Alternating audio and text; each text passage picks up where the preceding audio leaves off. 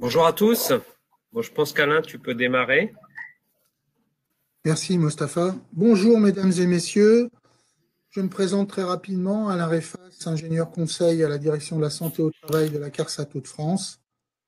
Notre webinaire sera consacré à une présentation des résultats de notre action nationale BTP Pro vers les maîtres d'ouvrage sur les 2 dernières années 2020-2021 pour l'ensemble du territoire métropolitain, y compris les DOM.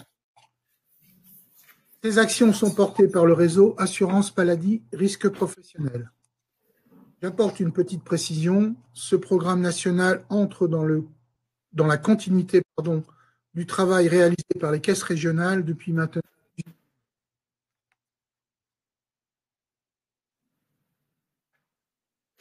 Bonjour à tous. Mustapha Ederbal, contrôleur de sécurité à la CARSAT des Hauts-de-France. Et j'ai le plaisir de participer aux côtés d'Alain à cette présentation. Je tiens par avance à remercier Laetitia Chiaoré qui sera notre modératrice et Alain Mallet en tant que régisseur.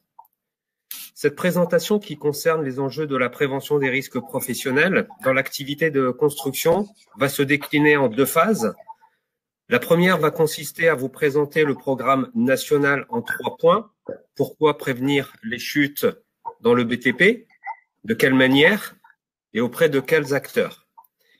Et dans un second temps, nous allons vous présenter les résultats de la première phase de l'action qui consistait à faire un état des lieux sur la période de 2019 à 2020, avec quelles actions ont été mises en place, quel a été l'impact de la prise en compte dès le dossier de consultation des entreprises dans le DCE.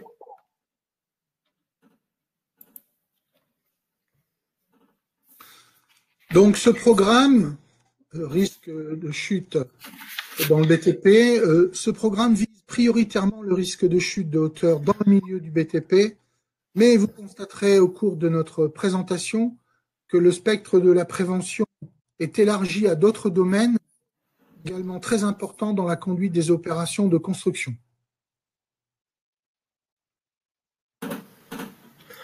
La prévention des chutes dans la construction est un enjeu fort pour l'assurance maladie et les risques professionnels.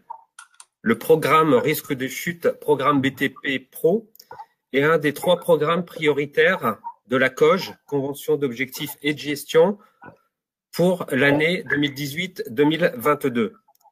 La Convention d'objectifs et de gestion est signée entre l'État et la Caisse nationale d'assurance maladie et a pour but de définir les objectifs de l'assurance maladie, les moyens de fonctionnement et les actions à atteindre. La Convention actuelle définit 3 programmes nationaux prioritaires, dont les TMS, avec l'action TMS Pro qui vise la prévention des TMS, des troubles musculo-squelettiques, RC Pro, qui est une action nationale qui vise la prévention des risques chimiques, et enfin BTP Pro, qui nous concerne tout particulièrement et qui fait l'objet de ce webinaire.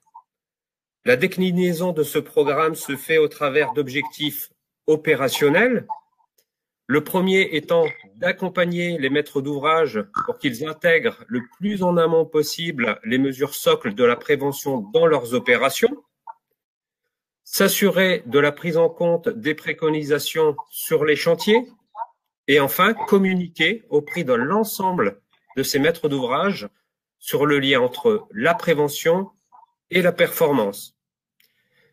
Les finalités vont se traduire par la favorisation de la prise en compte de la prévention dans les marchés, qu'ils soient publics et privés, l'amélioration de la connaissance des maîtres d'ouvrage sur les bénéfices économiques et humains de la prévention, et enfin, mieux installer le coordonnateur sécurité-prévention de la santé, le CSPS, dans l'organisation des projets de construction, et ce, dès la phase conception. Bien évidemment, ce programme est essentiellement centré sur la thématique des chutes, mais le contenu de l'accompagnement est plus global, et concerne 5 thèmes prioritaires de prévention. On va, au fur et à mesure de cette présentation, appeler les TOP, et qui vous seront présentés un peu plus loin dans cette présentation.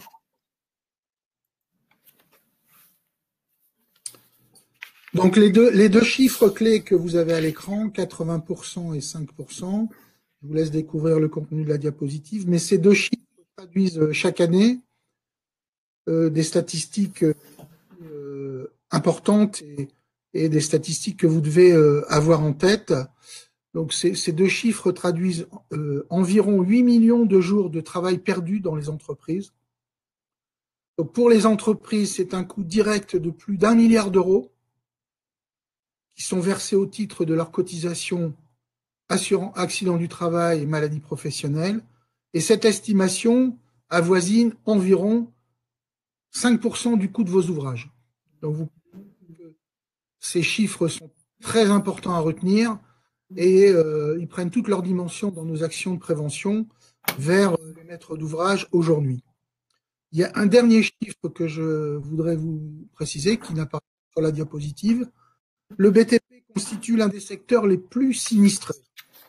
56 accidents du travail pour 1000 salariés, alors que la moyenne de tous les secteurs industriels, les services et l'industrie, tourne autour de 34 accidents du travail pour 1000 salariés. Le BTP en comporte 56.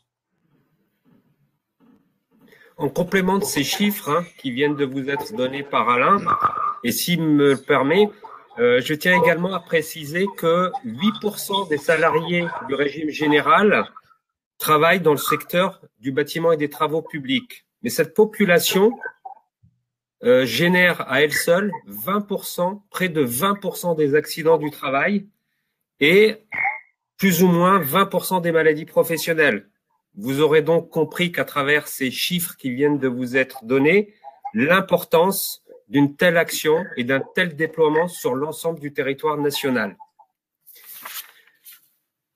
La déclinaison des TOP dont je vous ai parlé tout à l'heure, les thèmes opérationnels prioritaires, sont déclinés en 3 fiches élaborées par le réseau Assurance Maladie Risque Professionnel. Ils vont se décliner en 3 grandes familles et définies bien évidemment en fonction de la typologie du maître d'ouvrage. Nous allons donc retrouver une fiche spécifique à la maîtrise d'ouvrage dite CMiste, donc les constructeurs de maisons individuelles, une fiche à destination des maîtres d'ouvrage exploitants, et enfin une 3e fiche à destination des maîtres d'ouvrage de construction de logements et bureaux collectifs. L'objectif central de ce programme est de convaincre les maîtres d'ouvrage d'intégrer ces mesures socles dans leurs pièces marché. Vous retrouverez facilement ces 3 fiches sur le site Amélie, dans l'onglet Travail, votre secteur bâtiment et ensuite maîtrise d'ouvrage. Je vous laisse éventuellement quelques secondes pour pouvoir noter l'adresse. Sinon, vous allez la retrouver facilement en regardant l'enregistrement de ce webinaire.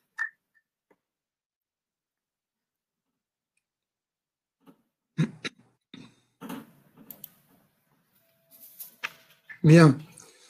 Donc, ce programme est déployé à partir de 5 thèmes opérationnels prioritaires que vous avez à l'écran. Alors, on les a vulgarisés sous forme de top. Thème opérationnel prioritaire, le 2, le 3, le 4 et le 5. Et nous avons regroupé pour une meilleure lisibilité des résultats 3 grandes familles de top. Donc, le top 1, le top 2 et le top 3, qui concernent la prévention des chutes, la gestion des approvisionnements et des manutentions. L'hygiène et les conditions de travail sont regroupés dans une même famille. Le top 4 constitue le sujet de la coordination SPS et le top 5 constitue le sujet concernant les interventions ultérieures sur l'ouvrage et le dossier qui est à constituer en fin d'opération. Vous retrouvez sur le côté les petits pictogrammes en face des tops, un échafaudage, une grue, un cantonnement, etc. Et donc, ça permet, dans la lecture que vous allez faire des prochaines diapositives, de mieux comprendre ce qu'on va vous présenter. À présent, je vais laisser le soin à Mostafa de vous préciser le contenu de chacun de ces commentaires et je lui cède la parole. Ouais, merci Alain. Au niveau des exigences, pardon, de chacun de ces tops, ils vont être en fonction de la typologie de la construction à mener. Je me permets de revenir sur le slide qui était juste avant. Donc sur le top 1 qui vise la prévention des chutes par la mise en commun des moyens de protection collective, on va également retrouver la mise en avant des remblais périphériques le plus tôt possible, et ce pour assurer un accès sécurisé au poste de travail. À défaut, on peut mettre en place des passerelles sécurisées munies de garde-corps. Ça, ce n'est qu'un exemple du thème, des différents items que l'on peut retrouver dans ce thème principal. Le top 2 concernant la gestion des manutentions et des approvisionnements, au-delà de la mutualisation des moyens mécanisés de type grue, ascenseur de chantier, mise en service anticipée des ascenseurs définitifs, on va également axer la démarche de prévention sur des accès sécurisés, donc un chantier qui soit correctement carrossable pour permettre aux différents engins de circuler de manière sécurisée et bien évidemment assurer des cheminements piétons sécurisés et bien séparés du flux des engins. Enfin, pour le top 3 concernant l'hygiène et les conditions de travail, au-delà de la base vie classique, dans l'idéal, c'est bien de veiller à ce que l'ensemble des VRD, voies et réseaux diverses, ait été réalisé en amont. VRD, donc le raccordement aux eaux usées, le raccordement à l'eau potable, l'électricité entre autres. Ça, ce ne sont que quelques exemples. Concernant le top 4 avec la coordination SPS, c'est de faire le choix du CSPS le plus en amont possible et au plus tard dès l'APS, donc l'avant-projet sommaire, bien définir les modalités de coopération entre le maître d'œuvre et le CSPS et assurer l'intégration des mesures du PGC, donc le plan général de coordination, dans les CCTP qui sont rédigés par le maître d'œuvre. Et enfin, sur le top numéro 5, donc l'intervention ultérieure sur l'ouvrage, assurer la sécurisation des surfaces dites fragiles de type puits de lumière, skydome, trappe de désenfumage, par des équipements spécifiques de type grille anti-chute ou grille anti-effraction. Et enfin, assurer des accès sécurisés aux organes techniques et aux toitures terrasses par le biais d'escaliers. Et enfin, la sécurisation périphérique par la mise en place de garde-corps définitifs relevés d'acrotères suffisamment hauts.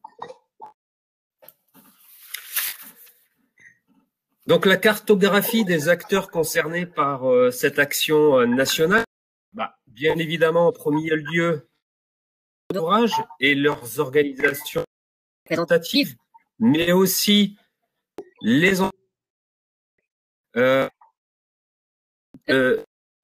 concernés par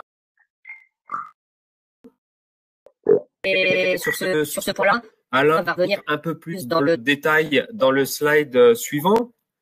Enfin, les acteurs, les autres acteurs et plus particulièrement les CSPS et les maîtres d'œuvre, les partenaires, dont les partenaires institutionnels.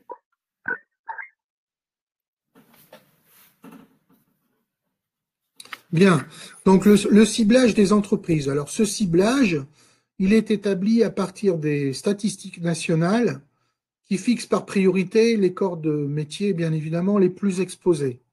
Donc vous retrouvez à l'écran 12 familles professionnelles qui vont des métiers principaux, donc du gros œuvre, de la charpente, de la couverture, pardon, en passant également par les corps d'état techniques et les corps d'état secondaires, comme la menuiserie, la peinture, les revêtements de sol et les équipements techniques. Donc ces 12 familles professionnelles sont ciblées et sont en lien direct et en lien contractuel avec les maîtres d'ouvrage avec lesquels nous travaillons et les opérations sur lesquelles, bien entendu, nous avons eu à intervenir en situation d'observation directe. Le code NAF qui est affiché à l'écran est un code qui relève de la nomenclature d'activité française. Pardon.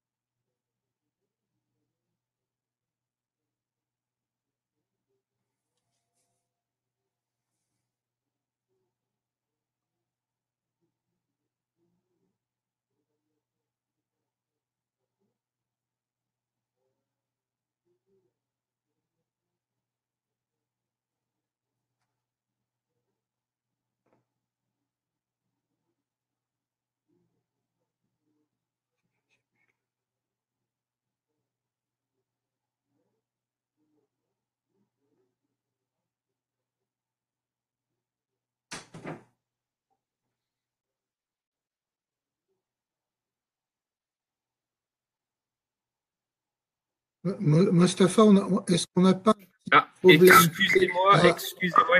Il paraîtrait qu'il y a eu un petit problème de micro. J'en suis désolé. Je pense qu'il faut que tu reprennes le contenu de la diapo, Mustapha, parce que peut-être que nos auditeurs n'ont pas entendu ce que tu as dit. Alors, excusez-moi, je vais revenir peut-être sur ce slide-là. Peut-être qu'il y a eu un petit problème. J'en ai pas été averti. Je sais pas d'où vient le problème. Veuillez m'en excuser. Ce que je disais, c'est que je reprends depuis ce slide. La cartographie donc des acteurs concernés, les maîtres d'ouvrage, en priorité les maîtres d'ouvrage et leurs organisations représentatives. Ensuite, les entreprises du secteur directement concernées par l'activité de la construction, c'est ceux que l'activité et les entreprises qu'Alain vient de vous présenter. Enfin, les autres acteurs de la construction et plus particulièrement les coordonnateurs sécurité et prévention de la santé. Et enfin, également les maîtres d'œuvre, ainsi que les autres relais, notamment les relais institutionnels. Donc, concernant la présentation des entreprises, Alain nous les a présentées. Donc, ce que j'étais en train de vous dire pendant que mon micro était coupé, c'est que sur la période de 2019 à 2020, nous avons initié sur l'ensemble du territoire national, y compris dans les DOM et les TOM, à peu près un peu plus de 2000 évaluations d'opérations. Celles-ci concernent à peu près 720 mètres d'ouvrage qui appartiennent aux 3 typologies dont on vous a fait état précédemment. Ça veut dire qu'on a intervenu aussi bien sur de la construction de maisons individuelles que sur des opérations de construction de logements et de bureaux collectifs ou des maîtres d'ouvrage qui construisaient pour leur propre compte. Ces 2000 évaluations concernaient à peu près un peu plus de 6000 entreprises et ça nous a permis de toucher environ 31 000 salariés.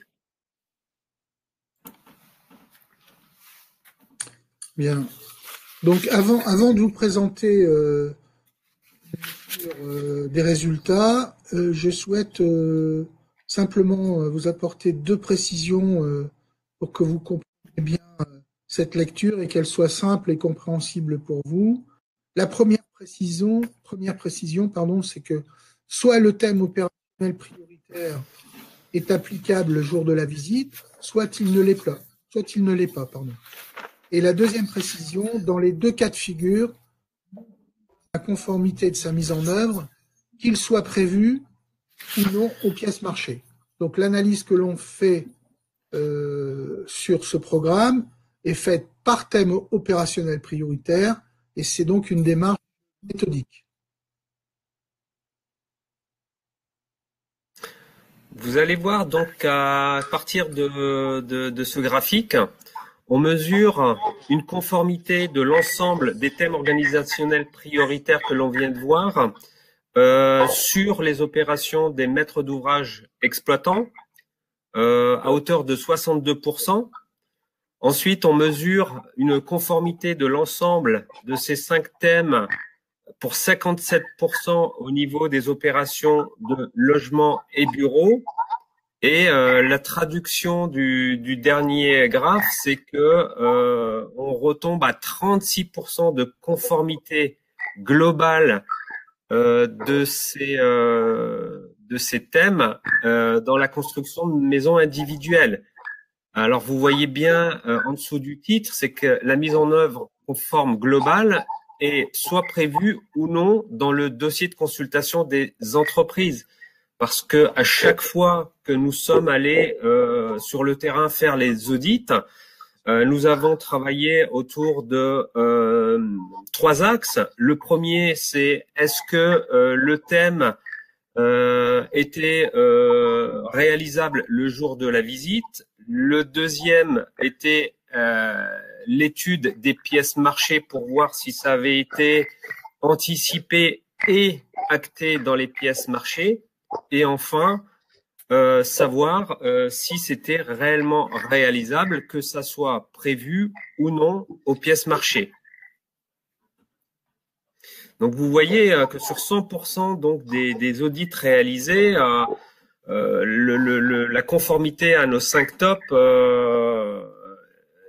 est assez. On a une belle marge de progrès parce qu'on peut considérer que c'était vraiment conforme que dans un cas sur 2.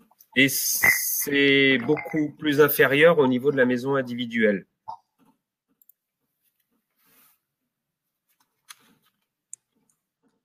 Bien. Donc là, vous avez à l'écran donc les mesures qui sont les plus souvent conformes sur les 3 top chantiers. Donc je vous rappelle que on a 3 familles de thèmes opérationnels prioritaires. On a regroupé donc les top chantiers avec les top 1, top 2, top 3, prévention des chutes, gestion des appros, et puis l'hygiène et les cantonnements de chantier. Donc sur la première famille, qu'il s'agit des top chantiers, on constate une plus grande conformité chez les maîtres d'ouvrage exploitants, 67% de mesures qui sont conformes, de situations qui sont conformes. Il s'agit d'une famille qui concerne la coordination SPS, les maîtres d'ouvrage exploitants et les constructeurs de logements bureaux. On présente 50% de situations conformes. En même temps, le verre à moitié plein et le verre à moitié vide. Par contre, au niveau de la maison individuelle, vous voyez qu'on est bien en deçà de ce ratio. Et enfin, sur la troisième famille qui concerne les interventions ultérieures sur les ouvrages, là aussi, les exploitants et les logements sont à peu près à hauteur de 60%, un peu moins, 58%. Donc ces trois histogrammes en fait traduisent une disparité importante entre les typologies des maîtres d'ouvrage. On voit bien que les maîtres d'ouvrage exploitants et les maîtres d'ouvrage qui construisent des logements et des bureaux sont, je dirais, un peu au coude à coude sur les bonnes pratiques, mais on est encore loin de résultats très satisfaisants. Par contre, en revanche, le secteur de la maison individuelle présente vraiment des et des retraits en termes de résultats qui sont très importants par rapport à ces deux typologies de maîtres d'ouvrage, puisque on va de 6% à 44% sur les thèmes considérés. Donc, il reste malgré tout des marges de progression extrêmement importantes de ce point de vue-là. Enfin, vous allez voir que le thème portant sur l'hygiène et les conditions de travail est l'un des thèmes organisationnels prioritaires le plus souvent appliqué sur les chantiers. Concernant les tops 1, 2 et 3 qui sont regroupés sur les thèmes chantier et notamment prévention des chutes, on voit qu'il est conforme à 69% sur les opérations des maîtres d'ouvrage exploitants, à hauteur de 55% dans les opérations de logement et de bureaux collectifs, et on descend à 26% dans la construction de maisons individuelles, sur la thématique des chutes. Concernant la gestion des manutentions, on est de l'ordre de 56% de conformité sur les opérations des maîtres d'ouvrage exploitants, 52% pour les logements et les bureaux, et on est de l'ordre de 43% de conformité sur cette thématique dans la construction de maisons individuelles.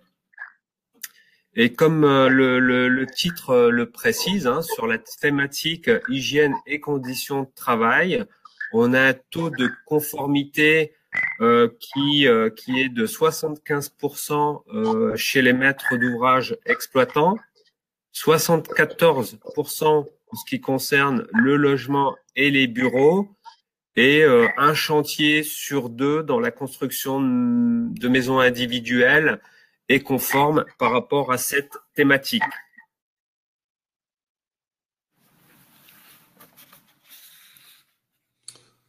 Alors, s'agissant de la coordination SPS, alors la coordination SPS, comme vous le savez tous, c'est une exigence importante qui est fondée sur l'application des principes généraux de prévention dans le monde de la construction, et celle-ci relève de la responsabilité des maîtres d'ouvrage.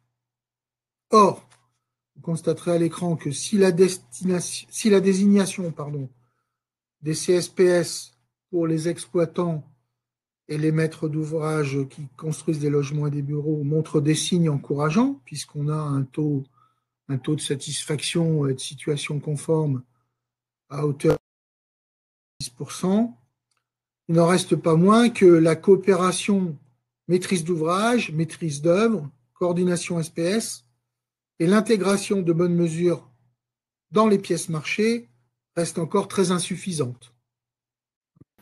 Les pourcentages qui sont affichés à l'écran, entre 35 et 45%, c'est très insuffisant par rapport aux exigences qui sont fondées sur les principes généraux de prévention. Et là, le petit histogramme qui est en jaune, vous voyez apparaître 2 résultats, où on n'a pas de résultats, et ça montre que le secteur de la maison individuelle affiche des résultats aujourd'hui qui sont très éloignés des maîtres d'ouvrage exploitants et des maîtres d'ouvrage qui font du logement et des bureaux, puisque les résultats aussi entre 29% et aux alentours de 29%, mais le fait sur la coopération qui doit exister sur l'opération entre le maître d'ouvrage, le maître d'œuvre et le coordonnateur SPS est inexistante. On n'a pas de possibilité d'afficher des résultats dans le cadre du secteur de la maison individuelle. Donc ça, c'est quand même extrêmement inquiétant, et ça veut dire qu'il y a un vrai sujet à aborder, les donneurs d'ordre, les maîtres d'œuvre, les CSPS, dans le secteur de la maison individuelle.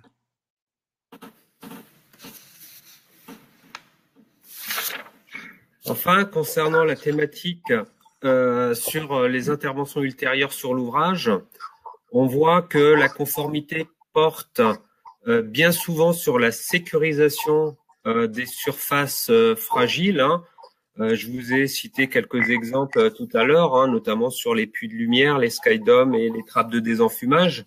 bien souvent, on nous pose la question en disant, mais attendez, moi je comprends pas bien parce que le Skydome que j'ai acquis et que j'ai fait monter résiste à la partie réglementaire qui annonce 1200 joules de résistance.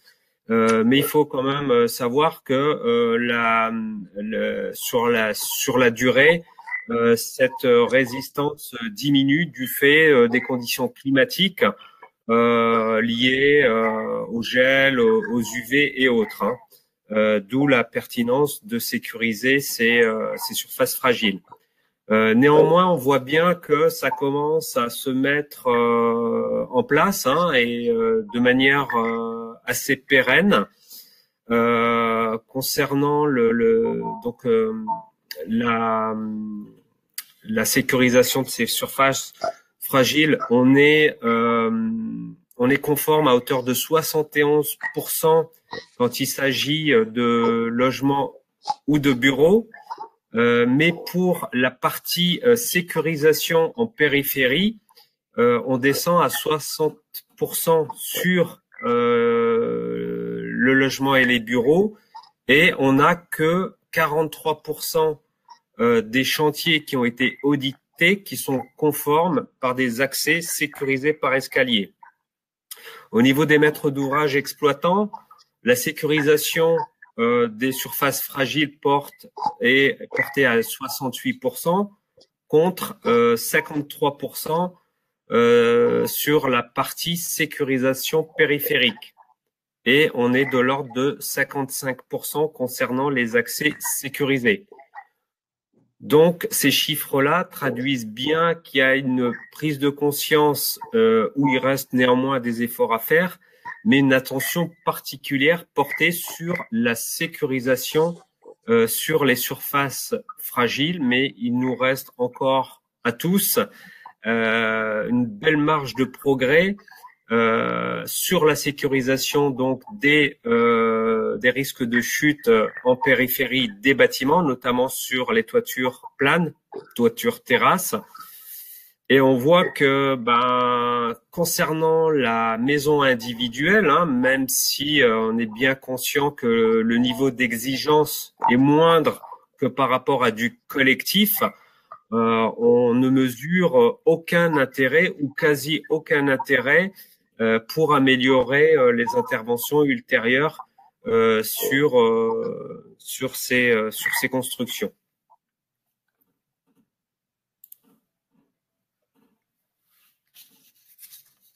Donc, cette dernière diapositive traduit de façon synthétique tous les enjeux qui sont les nôtres vis-à-vis de nos maîtres d'ouvrage. Hein. Vous voyez à l'écran un résumé hein, de la présentation et notamment on insiste bien sur la prise en compte dès la conception des opérations et cette prise en compte de mesures et de nos thèmes opérationnels prioritaires dès la conception favorise la conformité de vos opérations. Les constats, ils sont visibles dans chaque secteur, que ce soit pour les maîtres d'ouvrage, logement bureau, les exploitants ou le secteur de la maison individuelle. Alors, on a fait figurer sur ces histogrammes à chaque fois en mauve les mesures qui sont prévues, en orange les mesures prévues, en bleu la conformité qui sont celles qui sont prévues, et en jaune cette conformité quand elles ne sont pas prévues. Les résultats pour les trois typologies et pour chaque famille top, donc top 1, le top chantier, coordination et le top intervention ultérieure, sont caractérisés par des écarts importants dans les résultats. Sur les mesures qui sont prévues, on voit qu'on oscille entre 13 et 63%. Sur la conformité, on oscille entre 4 et 54%. Donc cette diapositive et ces résultats viennent bien que la phase de conception constitue tout l'enjeu d'une opération en matière de prévention. Donc voilà, ce webinaire et cette présentation s'achèvent sur cette diapositive. Je vais vous remercier tous de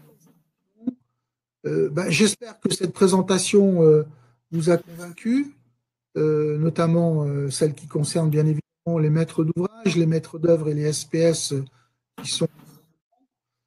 Et j'espère que vous aurez pris conscience que les caisses régionales et la Caisse nationale d'assurance maladie et le risque assurance maladie, risque professionnel sont à vos côtés pour améliorer aujourd'hui les résultats qui sont les nôtres.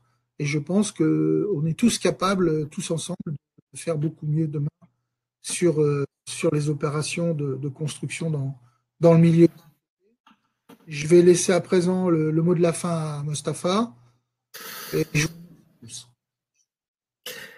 Alors, moi, tout d'abord, je tiens à m'excuser pour le petit problème technique qu'on a eu. Mais bon, ce webinaire n'est pas encore terminé. La présentation effective de l'action BTP Pro est maintenant terminée. Je vais vous inviter à partager un témoignage d'entreprise.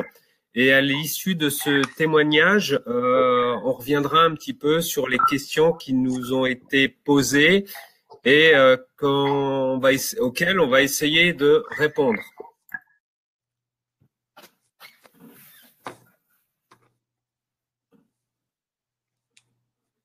Alors, y a-t-il de nombreuses questions ?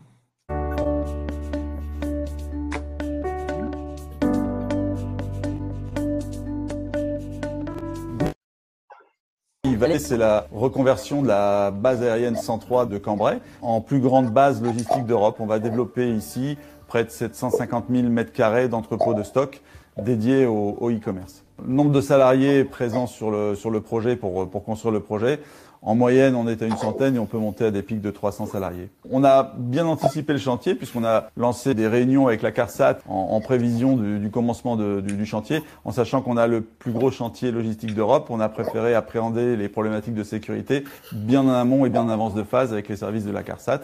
Et on a anticipé en créant des réunions préalables au démarrage des travaux. Nous avons un chantier un peu particulier où on a contracté ce qu'on appelle un contrat de promotion mobilière qu'on a confié à Quartus Logistique, qui est mandaté pour la construction de notre chantier. La première réunion a été prise à l'initiative de la CARSAT. On s'est rencontrés, on a posé les bases du chantier, les bases des préconisations reçues par la CARSAT pour mettre en œuvre le chantier.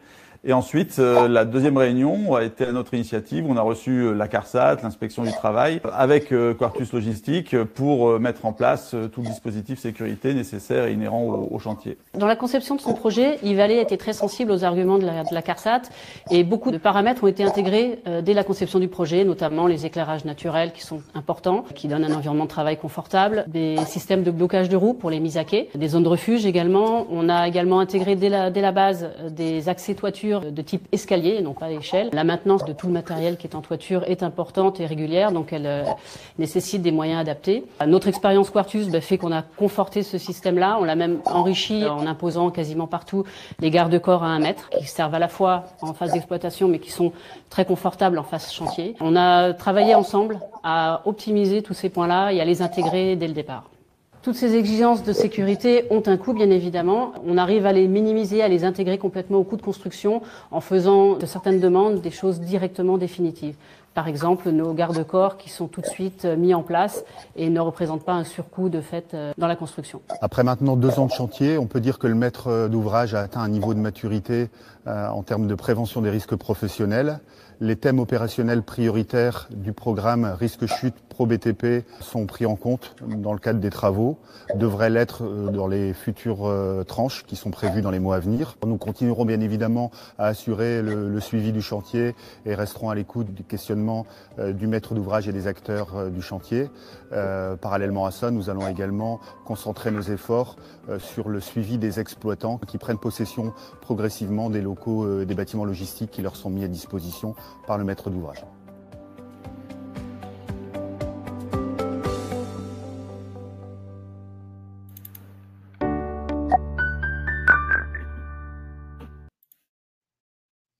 Voilà, donc très bien. C'est un beau témoignage d'un maître d'ouvrage évidemment, qui est sur un chantier assez exceptionnel, mais il en demeure pas moins que même les petits maîtres sont capables de faire aussi bien dans leur domaine. Donc, j'espère maintenant qu'on a peut-être des questions. Alors, si je puis me permettre, Alain, j'ai reçu quelques questions de la part de notre modératrice. Dans la construction de maisons individuelles, comment sensibiliser la maîtrise d'ouvrage, exemple le particulier, Monsieur Dupont, d'intégrer la prévention sur les chantiers, sachant que cela pourrait jouer sur le coût des travaux. D'accord, donc c'est un maître d'ouvrage particulier qui veut faire construire sa maison, auquel on veut lui donner de bonnes pratiques de prévention. Eh bien, la première des tentes, c'est de lui expliquer que la santé et la sécurité des opérateurs qui vont construire sa maison, ça devient une exigence fondamentale parce que, comme on vous l'a dit tout à l'heure, hein, les accidents du travail coûtent très cher aux entreprises. Le maître d'ouvrage particulier qui fait construire sa maison, il fait construire sa maison avec des hommes et des femmes, et leur santé est prépondérante. C'est un argument important. Et ensuite, il faut regarder avec ce particulier de quelle manière on peut trouver le meilleur rapport qualité-prix en prenant en compte une mesure de prévention. Alors évidemment, on ne va pas chercher à avoir des mesures de prévention aussi importantes que sur des ouvrages un peu exceptionnels, mais en tout cas, on peut se poser les bonnes questions d'entrée, notamment sur les cantonnements, sur l'hygiène, sur la sécurité en hauteur, les échafaudages, la façon de circuler sur le chantier, des principes de base et de bon sens qui vont permettre d'assurer de bonnes sécurités et d'avoir un chantier qui reflète une bonne image. Parce que si le particulier construit sa maison, c'est qu'elle est maison et que lors de la construction, on l'observe et on la regarde.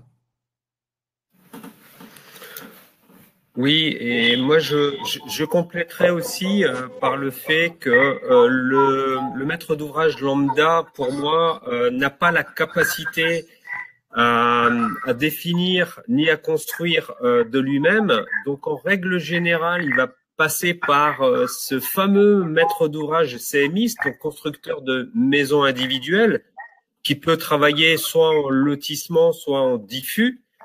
À partir du moment où on passe par un CMiste, le maître d'ouvrage lambda, hein, Monsieur Dupont, va déléguer de fait, car il est non sachant, la responsabilité de la construction à ce fameux CMiste, qui lui endosse automatiquement cette casquette de sachant et doit de ce fait appliquer les prérogatives du Code du travail, du Code de la sécurité sociale et tout mettre en œuvre pour assurer la santé, sécurité des salariés, des compagnons, des entreprises qu'il va mandater pour la construction de ce logement. Ensuite, j'ai une petite question.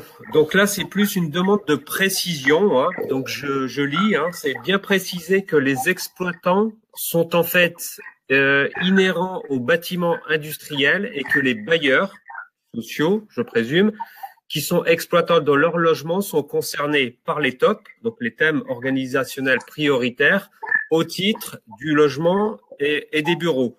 Donc effectivement, hein, je valide cette réflexion. C'est qu'un bailleur social qui va devenir, qui reste propriétaire et exploitant de ces constructions, doit appliquer les TOP qui sont dans la fiche qui détermine les différents items dans la fiche maîtrise d'ouvrage logement exploitant. Logement collectif, pardon. Autre petite question. Bonjour. Concrètement, que faut-il prévoir en maison individuelle pour être conforme à la conception? 87% des mesures non prévues, quelles sont-elles?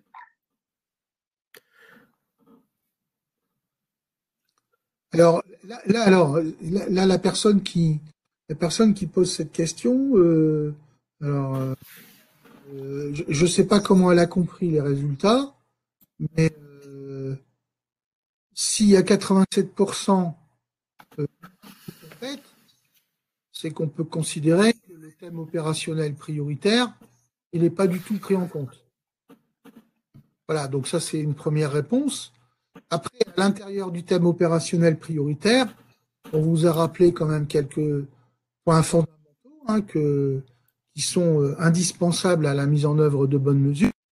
Il suffit d'apporter à ces mesures pour trouver les éléments de réponse. Ça n'est pas la CARSAT qui va vous donner des réponses clés en main. On n'est pas sur du cousu main, puisque dans le secteur de la maison individuelle, on va avoir des constructions qui ont des particularités, des difficultés. Et tout ça, ça doit s'apprécier en matière d'analyse de risque, d'évaluation des risques. Et les SPS, notamment, sont là pour faire ce travail. Il y a à la fois une réponse globale, mais la réponse concrète, puisque c'est le terme employé, quelles sont les mesures concrètes? Les mesures concrètes sont contenues dans les thèmes opérationnels prioritaires que l'on préconise. C'est tout aussi simple que ça.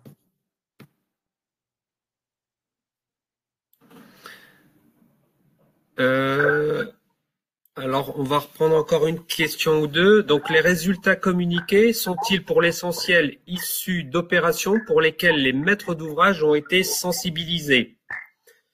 Alors, si tu me permets, Alain, je vais essayer de répondre à cette question. C'est que, comme je vous l'ai expliqué, on est en cours de cette action nationale. Donc, en 2019 et 2020, il y a un état des lieux qui a été fait par des audits chantiers.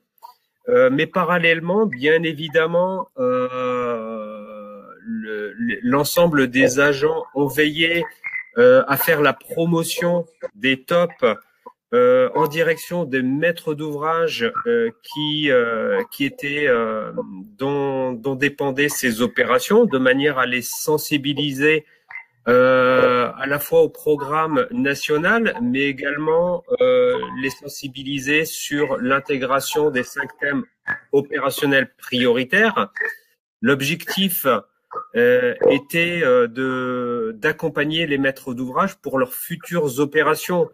Donc, même s'ils étaient sensibilisés au moment de l'audit, ils n'étaient pas forcément conscients parce qu'on travaille en parallèle. Et l'objectif étant bien évidemment que sur les opérations futures de ces opérations, les maîtres d'ouvrage que l'on a rencontrés sur 2019 et 2020, puissent, pour leurs futures opérations, intégrer ces tops.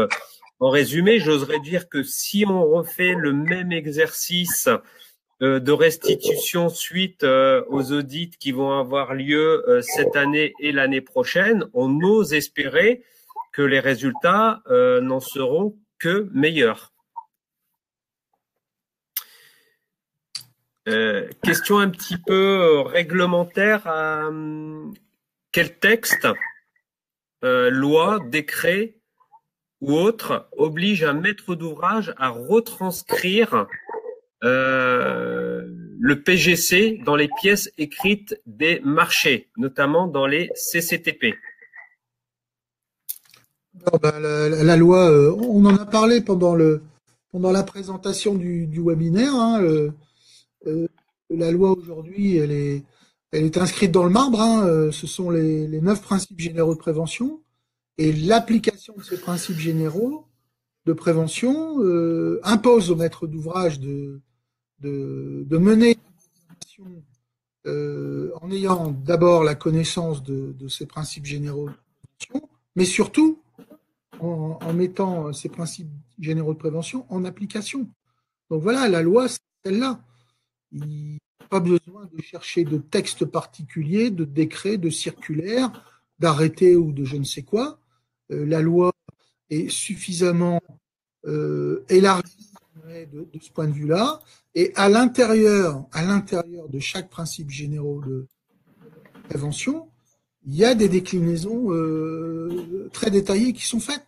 Donc voilà, il suffit de faire application de ces principes généraux de prévention. Et la loi a prévu, en l'occurrence, de donner la responsabilité de l'application de ces principes au maître d'ouvrage, qui s'entoure d'ailleurs d'un coordonnateur SPS et d'un maître d'œuvre pour cela. Voilà le contenu de la loi.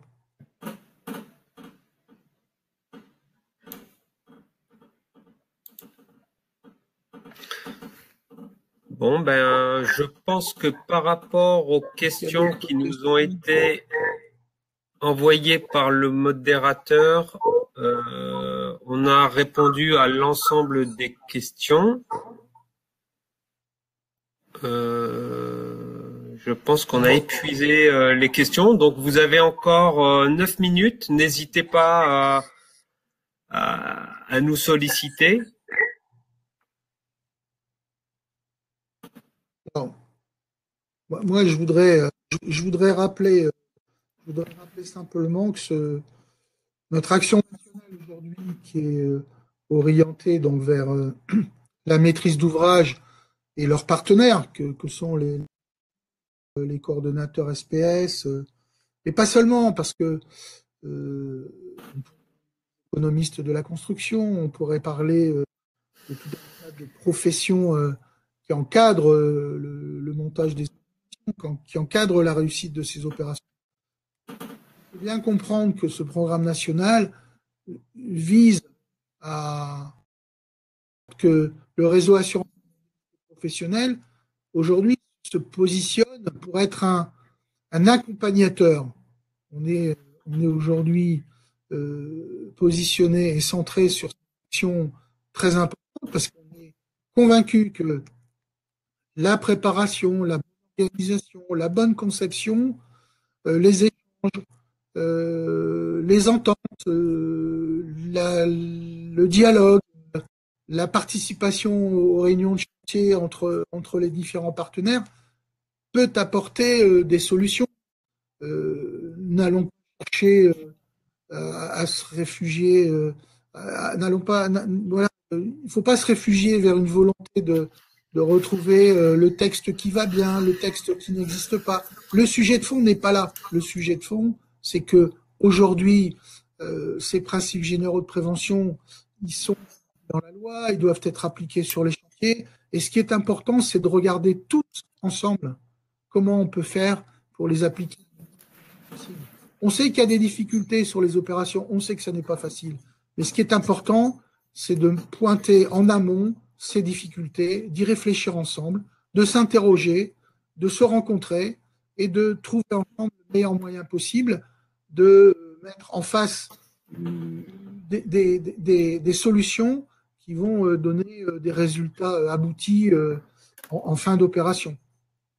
C'est ça qui est important. Et le programme, d'ailleurs, il est déployé de cette façon-là. 2022, on va retourner sur les opérations. On va mener l'amélioration du niveau de prévention, qui est celui qui a été évalué aujourd'hui au cours de cette présentation.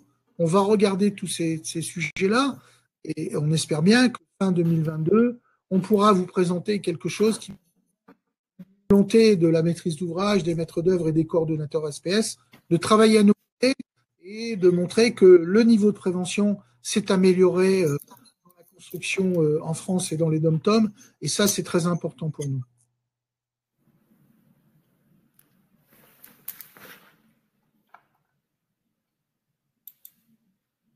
Est-ce qu'il y a d'autres questions, Mousse, ou pas? Je suis en train de regarder, mais dans celles qui nous sont proposées par le modérateur, non. D'accord. Et j'ajouterai simplement que ce programme, bien évidemment, ne va pas s'arrêter fin 2022. Il va se poursuivre 2023 et bien au-delà. Et qu'on est en train d'enrichir au sein du réseau assurance maladie risque professionnel avec les ingénieurs contrôleurs du réseau. On est quand même 13 caisses régionales, il y a les CGSS, les DOM-TOM, voilà, toute cette expertise nationale réfléchie à ajuster notre programme, réfléchir à d'autres actions, réfléchir à d'autres outils. Mais aussi, il faut comprendre que bon, le webinaire, il est destiné vers nos partenaires, nos maîtres d'ouvrage, nos maîtres d'œuvre, nos coordinateurs. Mais on veut surtout leur faire comprendre que si on enrichit nos connaissances et notre expertise, c'est pour la mettre à leur disposition, mais pour faire en sorte qu'ils puissent l'utiliser et qu'on puisse avoir demain de beaux chantiers sur le territoire national et dans les dom-toms. Alors Alain, c'est pas vraiment une question, mais plutôt une réflexion que je lis là à travers ce que nous a envoyé Laetitia. C'est je pense également que les institutions devraient également mener des enquêtes sur les honoraires des CSPS et sensibiliser les maîtres d'ouvrage sur ce thème.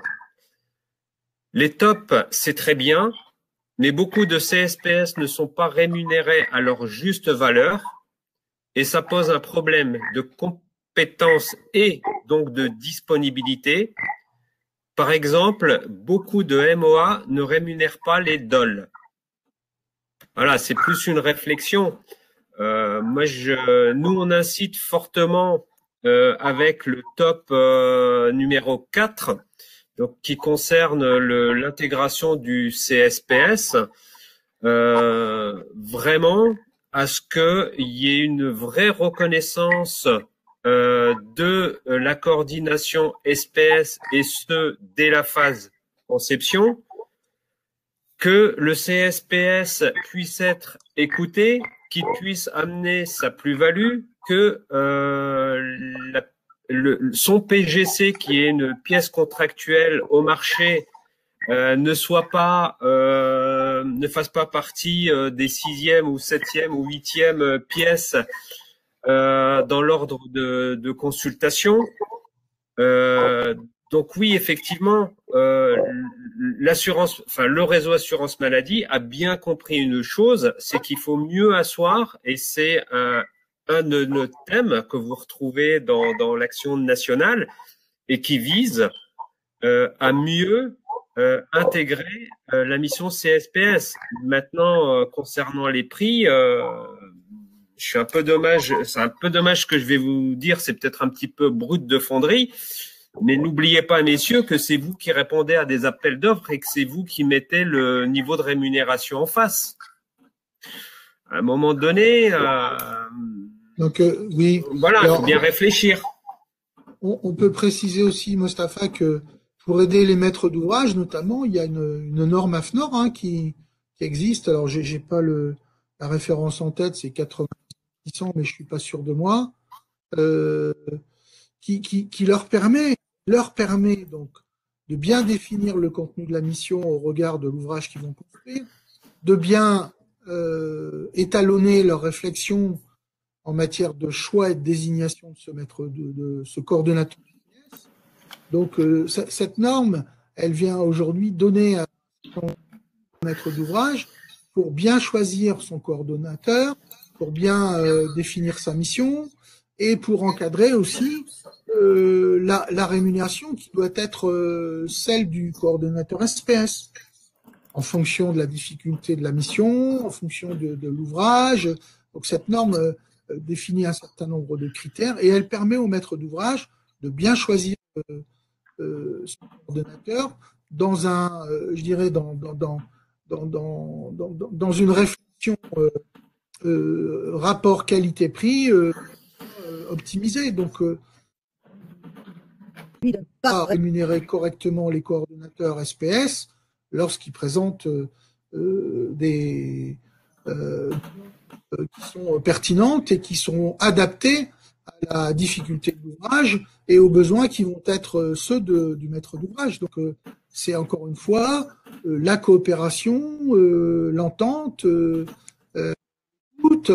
et le choix qui doit être fait à un moment donné de désigner son coordonnateur dans des bonnes conditions et à un niveau de prix qui soit satisfaisant au regard.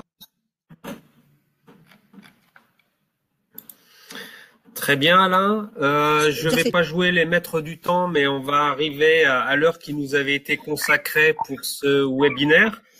Je tiens à remercier l'ensemble des participants d'avoir assisté à cette présentation. Et je te laisse donc le mot de la fin, là. Comme je l'ai dit, je remercie tous nos maîtres d'ouvrage, tous nos maîtres d'œuvre, tous nos coordonnateurs qui ont assisté à ce webinaire. Et j'espère qu'ils seront de plus en plus nombreux à nos côtés pour déployer aujourd'hui, demain et après-demain ce beau programme national qui va porter ses fruits. En tout cas, je le souhaite sur les opérations de construction que